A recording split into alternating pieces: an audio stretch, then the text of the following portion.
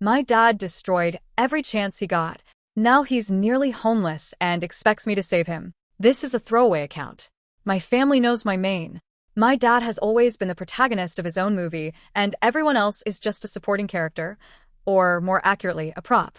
When my parents divorced when I was a kid, he was the one who initiated it. He left. But somehow, in his mind, he became the victim. From the age of 10 or 11, I became his designated therapist. Instead of me going to him with my childhood problems, he would sit me down and vent for hours about my mother, his loneliness, and his unfulfilled dreams. I didn't know how to say, "Dad, I'm a child, I don't want to hear this." I just listened because I thought that's what a good daughter did. Then, when I was 11, the horrific incident happened. He was driving drunk, something he did far too often, and got into a singular vehicle accident. It was brutal. He survived, but with permanent physical injuries that changed the trajectory of his life. For a while, it seemed like he was actually turning things around. He managed to pull himself together and started a business. This business became his entire personality. It was a semi-successful venture, and he used it as a shield against any criticism. Whenever I'd ask for time or attention, he'd bark at me about how he was working himself to the bone to pay for my future college. He leaned into that martyr complex hard. "I'm doing this for you," he'd say, every single day. The business lasted about 5 years. During that time, he was making decent money, but he was a disaster behind the scenes.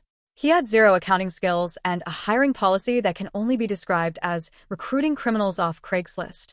He'd hire people with active warrants because he thought he was giving them a chance, but really, he just wanted people he could control. He didn't save a single cent, not a dime. He never had a savings account in his life. He lived like a king on a pauper's foundation. When the business inevitably folded due to poor management and theft from his employees, there was nothing left. No safety net. No college fund. No house. Just him, his pride, and his injuries. That was 10 years ago. For the last decade, my dad has been a professional couch surfer. He has hopped from relative to relative, staying until he inevitably burns the bridge. He's lived with his siblings, his cousins, and even distant family members who barely knew him. He's currently living with the very last person willing to take him in, and that bridge is currently engulfed in flames. In these 10 years, he has not held a single job. Not one. He refuses to work for anyone else because of his pride. He is convinced that he is going to rebuild the empire and start that same failed business again. He's in his late 50s now, his accident injuries are progressing into chronic pain and mobility issues, and he has no resources. I have begged him to look into government assistance. I've looked up low-income housing, disability benefits, and food stamps. He refuses. He says he's not a charity case. Ironically, he has no problem being a charity case for his family. He just doesn't want the government's name on the check. He told me recently, with a completely straight face, that I should understand why he never helped with my upbringing or my college as promised. Why? Because his dreams are the most important thing. He actually said that to me. My future was a fair price to pay for his failed ambitions. I work full-time. I also work a massive amount of overtime just to keep my head above water. I'm 26, I've been married for 2 years, and my husband and I live in a tiny, one-bedroom rented apartment several hours away from my dad. Despite the distance, he still demands my time. He will call me at 10 p.m. on a Tuesday, knowing I have to be up at 5 a.m. for work, and expect a 3-hour therapy session. If I try to hang up or tell him I'm tired, he flips out. He tells me I'm just like everyone else, and that I'm abandoning him in his time of need. He constantly asks for money. $50 here, $100 there. And he constantly asks to move in. I cannot let him move in. First, we literally don't have the room.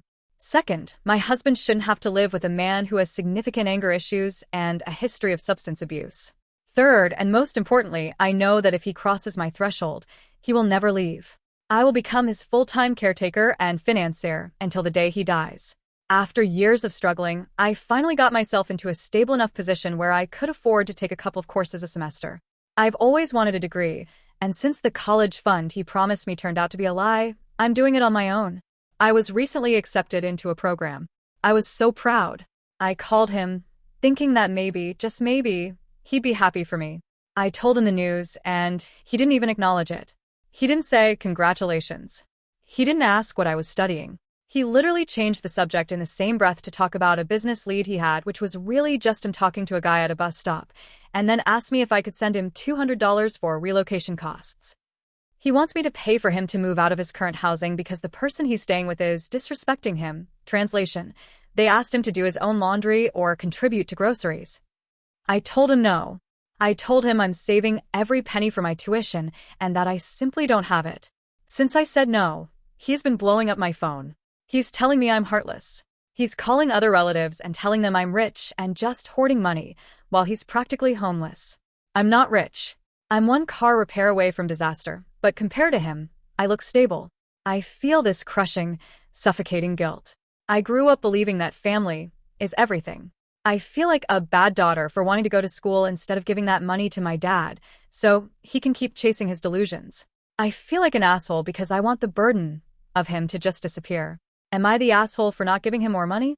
Am I the asshole for prioritizing my marriage and my education over my dad's basic survival? He's basically homeless, and I'm sitting here worrying about my GPA. I feel like I'm losing my mind. Every time the phone rings, my stomach drops. I love him, or at least I love the idea of who a dad is supposed to be, but I'm so tired of being his only support system when he won't even support himself. Edit. I've been reading the comments, and it's a lot to take in. Some of you are being very blunt about the parentification aspect. I think I knew that, but hearing it from strangers makes it feel more real. He called again an hour ago. I didn't pick up. He left a voicemail crying, saying he's cold and that I'm the only one left. I'm currently sitting in my car crying because I feel like if I don't help and something happens to him, it'll be my fault. But if I do help, I lose my life.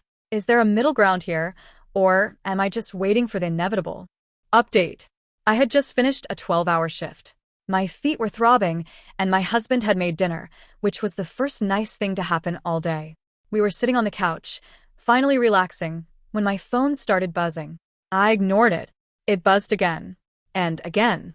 On the fourth call, I picked up, thinking it was an emergency. I'm done. My dad's voice crackled through the speaker.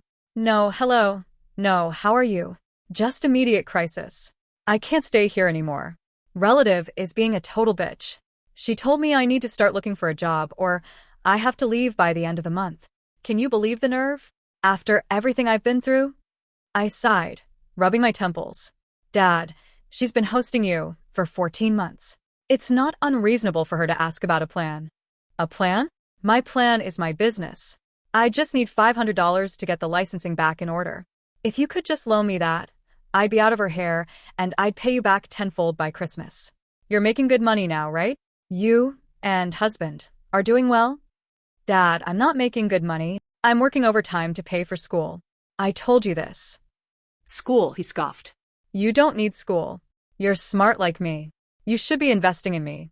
I'm your father. Who else is going to take care of me? You're just like your mother. She always put her own needs above the family too. That's how it goes. Every time. It's a 180-degree turn from I need help to you're a terrible person. I stayed on the phone for 2 hours while he cycled through anger, grief, and then weird, grandiose delusions about how he's going to buy a mansion once his contracts come through. When I finally hung up, I felt physically ill. My husband just looked at me with this look of pity and frustration. It's starting to affect my marriage. My husband is patient, but he sees how much of me is being siphoned off by this man who hasn't given me a birthday present in a decade.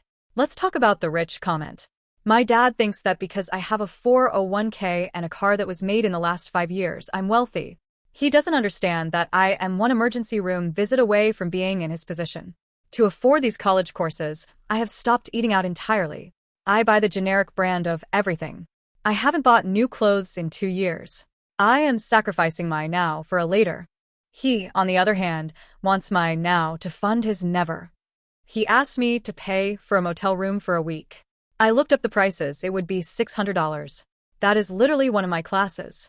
If I give him that money, I have to drop out of my semester. I have to call the admissions office and tell them I can't make the payment. And for what? So he can sit in a motel room for 7 days and then be in the exact same position next Monday? It's not a solution. It's a stay of execution. The most frustrating part is the government resources. I spent 3 hours on a Saturday filling out preliminary forms for him for Section 8 and Social Security disability. I mailed them to him with a pre-stamped envelope. He called me and told me he burned them. I'm not a loser, he told me. I'm an entrepreneur. I'm not signing my life away to the state. Yet, he expects me to be his personal state. He expects me to be his welfare office, his housing authority, and his therapist. He doesn't see the irony. He thinks that because I'm his daughter, my resources are family resources, but his responsibilities are his business. I know what the logical answer is.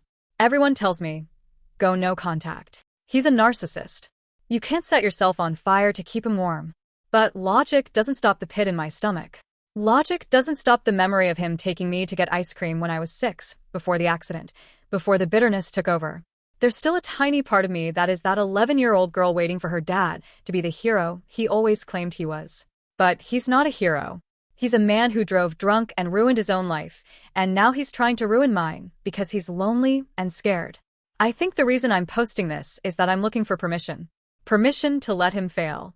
Permission to be just like everyone else and walk away. Because if I don't, I know exactly how my story ends.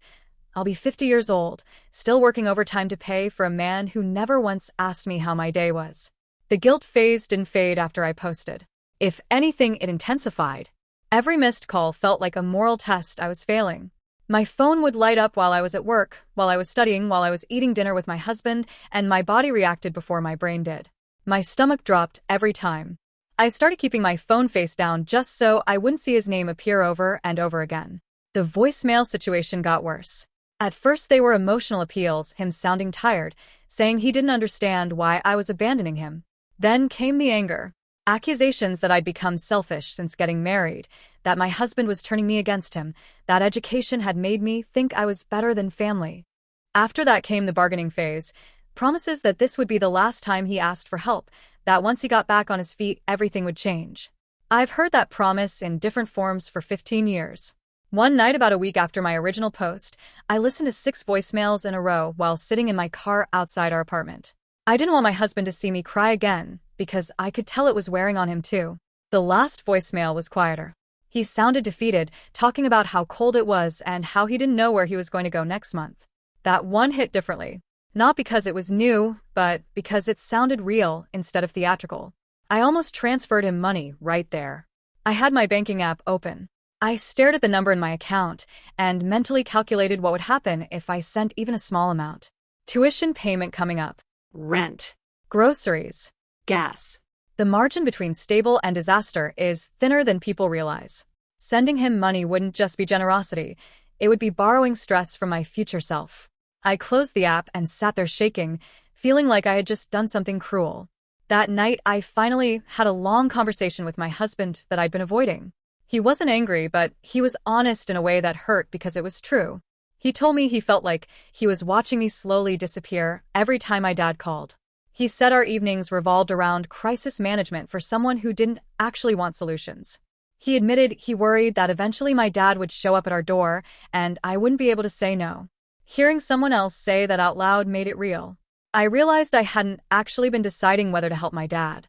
I'd been slowly preparing to sacrifice everything to prevent feeling guilty. A few days later, my aunt, the one currently housing my dad, called me. I almost didn't answer because I assumed it would be another guilt conversation, but her tone surprised me. She sounded exhausted more than anything. She told me she wasn't calling to pressure me. She just wanted me to know the situation directly instead of through him. Apparently, he had been telling relatives that I refused to help despite being financially comfortable and that I'd cut him off. According to her, he rarely mentioned that he had refused job offers she'd helped him find or that he declined assistance programs because he didn't want to deal with paperwork. She said living with him had become emotionally draining because every suggestion turned into an argument about respect and dignity. Hearing someone else describe the exact patterns I grew up with was surreal. For years, I assumed our dynamic was unique because I was his daughter. Listening to her talk, I realized he behaved the same way with everyone. She also told me something that stayed with me. She said he wasn't going to become homeless overnight. He had options, but they required compromise. Shared housing programs, disability applications, part-time work suited to his physical limits. He just didn't want those options because they didn't match the version of himself he still believed in. That conversation shifted something inside me. The urgency I'd been feeling, the sense that I alone was standing between him and catastrophe, started to feel less real. Around the same time, school started. Balancing work and classes has been harder than I imagined. I underestimated how exhausting it would be to switch from a long shift straight into studying. My evenings are packed now, textbooks spread across the kitchen table, notes taped to the wall. For the first time in years, my energy is going toward building something instead of managing a crisis. The contrast has been stark. On nights when my phone stays silent, I feel lighter. I sleep better. I actually look forward to things again. That realization came with its own wave of guilt because relief felt like betrayal. Then came the turning point. About 2 weeks ago, my dad called from an unknown number. I answered because I assumed it might be work-related. The moment I heard his voice, my chest tightened. He sounded angry, not sad. He launched into a rant about how I was humiliating him by refusing to help and how relatives were taking my side. He accused me of choosing strangers on the internet over my own father. For the first time, I didn't argue. I didn't explain my finances or justify my decisions. I told him calmly that I loved him, but I could not give him money or housing. I told him I would help him research assistance programs again if he wanted practical support, but I would not fund another attempt at restarting his business. He reacted exactly how I expected. Anger first, then insults, then silence. Normally, that silence would have pulled me back in. I would have rushed to fix things, apologized for upsetting him, softened my boundary until it disappeared. This time I didn't. I ended the call when the conversation became abusive. My hands were shaking afterward, but underneath the fear there was something unfamiliar. Relief. The fallout came quickly. A couple of relatives reached out repeating versions of his story, suggesting I reconsider because he's your father. Instead of defending myself emotionally, I started calmly explaining the reality. The years of financial requests, the refusal of assistance programs, the impact on my marriage and education. Most of them went quiet after hearing specifics. A few admitted they'd experienced similar patterns with him. It turns out I wasn't the only one who felt trapped by guilt. A few days later, my aunt updated me again. He had finally agreed to meet with a social worker after realizing no one was going to fund a new business venture. Nothing dramatic changed overnight, but it was the first time he'd taken a step that resembled acceptance instead of denial. I don't know if it will last. History says probably not. But that outcome happened only after the safety net of family money stopped being guaranteed. The emotional part of this is still messy. I still feel guilty when I picture him struggling. I still remember the version of him from childhood before everything went sideways. That version exists in my memory alongside the man who calls me selfish for not sacrificing my future. Both are real, and holding those truths at the same time is exhausting. What has changed is my understanding of responsibility. I used to believe love meant preventing someone from experiencing consequences. Now I'm starting to see that shielding him from reality may have prolonged the situation for years. Every bailout allowed him to avoid adapting. Every emotional therapy call reinforced the idea that I existed to stabilize his life. My marriage feels calmer lately. My husband and I actually talk about normal things again, work frustrations, weekend plans, classes I'm enjoying. The tension that used to fill the apartment has eased. I didn't realize how much space my dad's crises occupied until that space started clearing. School has become something grounding. Sitting in class, worrying about assignments and deadlines, feels strangely peaceful compared to constant emotional emergencies. When I got my first graded paper back with positive feedback, I cried in my car afterward, not because of the grade itself, but because it felt like proof that I was finally investing energy into my own life. My dad still calls occasionally. Sometimes I answer, sometimes I don't. When I do, the conversations are shorter. I don't stay on the phone for hours anymore. When the conversation turns into blame or manipulation, I end it. Each time gets a little easier, though the guilt hasn't disappeared completely. I don't know what the long-term outcome will be. Maybe he'll eventually accept help and stabilize. Maybe he won't. That uncertainty used to feel unbearable because I thought his future depended entirely on me. Now I'm starting to understand that his choices belong to him, just like mine belong to me. The strangest part is realizing that setting boundaries didn't make me feel powerful or triumphant. It mostly made me feel quiet, less frantic. Like stepping out of a loud room you didn't realize was damaging your hearing until the noise stopped. I still love my dad. That hasn't changed. What has changed is the realization that loving someone doesn't require sacrificing your marriage, your mental health, or your future education to sustain their denial.